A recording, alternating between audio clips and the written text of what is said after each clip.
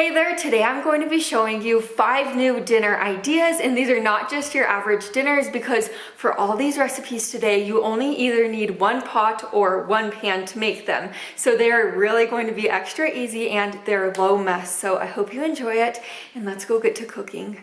We're kicking today off with this delicious lemon chicken orzo.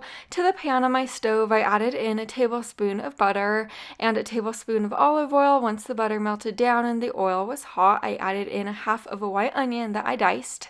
I gave this a stir and I let the onion cook for about 5 to 7 minutes or until it started to get soft. Now that the onion's soft, I tossed in a tablespoon of minced garlic along with a teaspoon of Italian seasoning and 1 cup of orzo. I gave this a stir and I let this cook together for about a minute or so. If you don't know what orzo is, it is kind of like a pasta slash rice mixture. It's the shape of rice, but it kind of tastes like pasta, if that makes sense. But then I added in 2 cups of chicken broth along with 1 cup of heavy whipping cream and the juice from 1 lemon.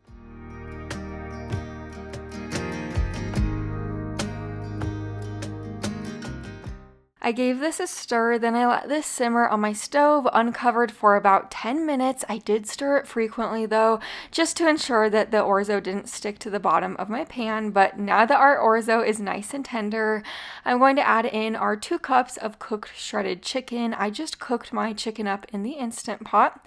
Next, I added in a half a cup of shredded Parmesan cheese and 4 cups of fresh spinach.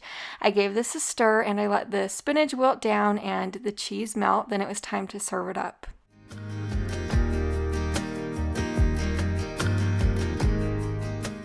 Here's my bowl of food. I topped mine with plenty of Parmesan cheese.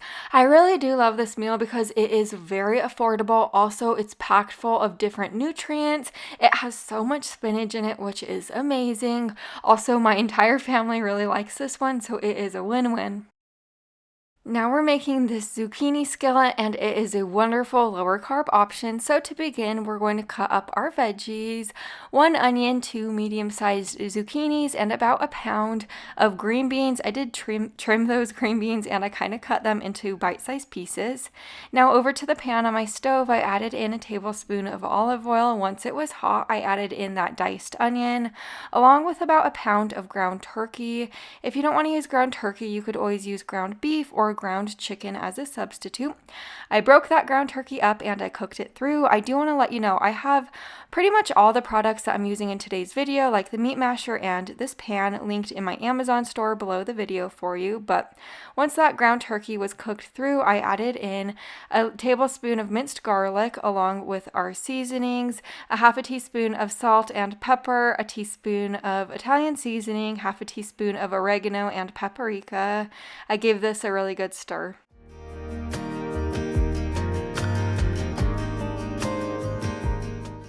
Go ahead and toss in your 14-ounce can of fire-roasted diced tomatoes at this point, or you could use regular diced tomatoes, whatever you prefer, but those fire-roasted tomatoes do have a little extra flavor.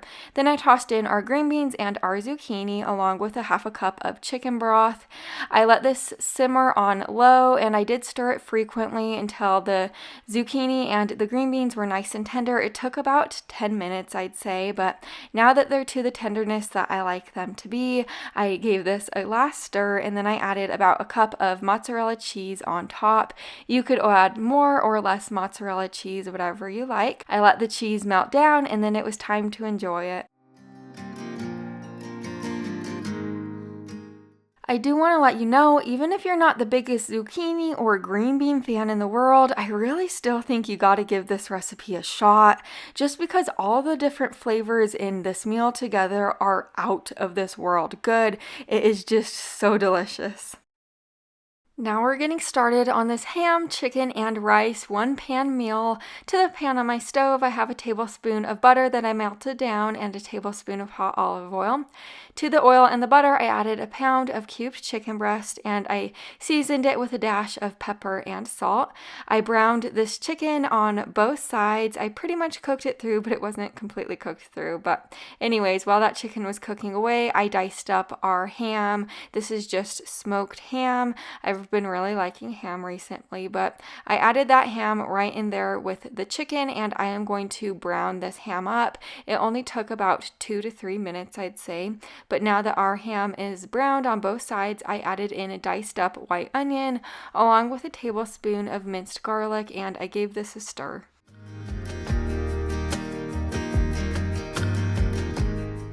Now that our onions are starting to get soft, I tossed in our 14-ounce can of petite diced tomatoes along with 2 cups of chicken broth, 1 cup of uncooked rinsed jasmine rice, and then for the seasonings, a teaspoon of paprika, half a teaspoon of dried thyme, and then a teaspoon of salt and a half a teaspoon of pepper.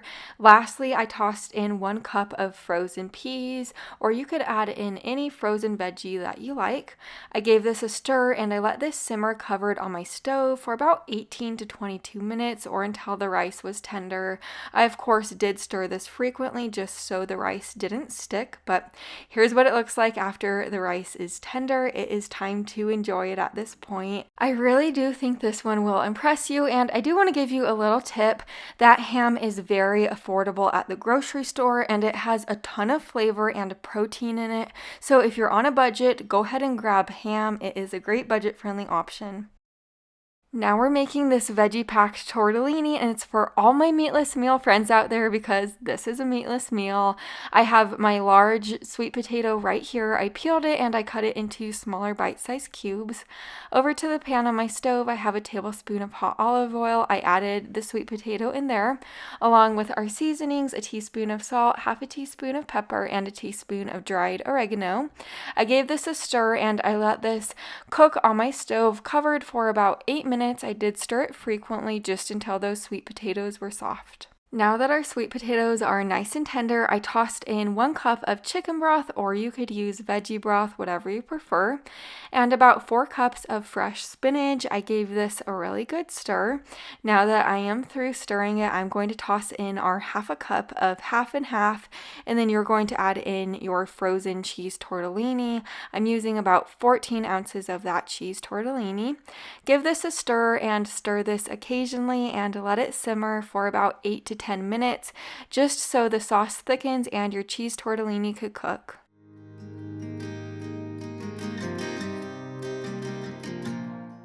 Once it looks like this, it is ready to serve. Here's my bowl of food. I made sure to top mine with plenty of Parmesan cheese, just because I love cheese. But if you're looking for a meatless meal, this is definitely the one for you. I don't cook with sweet potatoes normally, but I really need to start cooking with them more often. They're amazing. Now we're making this chicken bacon ranch rice casserole. To begin, I have about 7 slices of bacon right here that I cut into smaller pieces. If you don't want to use regular bacon, you could always use turkey bacon for this recipe. I cooked the bacon through at this point on the stove, and then I removed it to a separate plate lined with paper towel with a slotted spoon. I left all of the remaining bacon grease in my pot to cook the onion and my chicken in, so I added my 1 diced up white onion and 1 pound of cubed chicken breast. I seasoned it with a dash of pepper and garlic powder. I cooked the chicken through at this point. Now I'll be tossing in my 1 cup of uncooked rinsed jasmine rice, or you could use regular white rice, whatever you prefer, along with 2.5 cups of chicken broth and 2.5 tablespoons of ranch seasoning. Go ahead and give this a really good stir, and you are going to let this simmer on your stove covered for about 18 to 22 minutes or until the rice is tender, and of course, do stir it occasionally while it's simmering.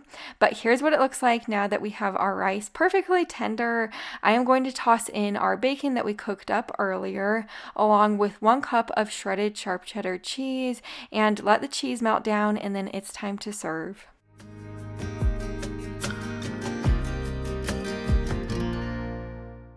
If you know me or you've watched any of my other videos, you probably know by now I love anything with ranch, bacon, and cheese. So this is just a total hit for me. I could eat it every week and not get tired of it. I served it alongside of a side salad with romaine lettuce, tomatoes, cucumbers, dried cranberries, and ranch dressing for the dressing. I hope you found a dinner for yourself today, and I have so many more videos like this on my channel, so make sure you subscribe down below the video so you don't miss any more in the future. I'll see you in the next one. Bye for now.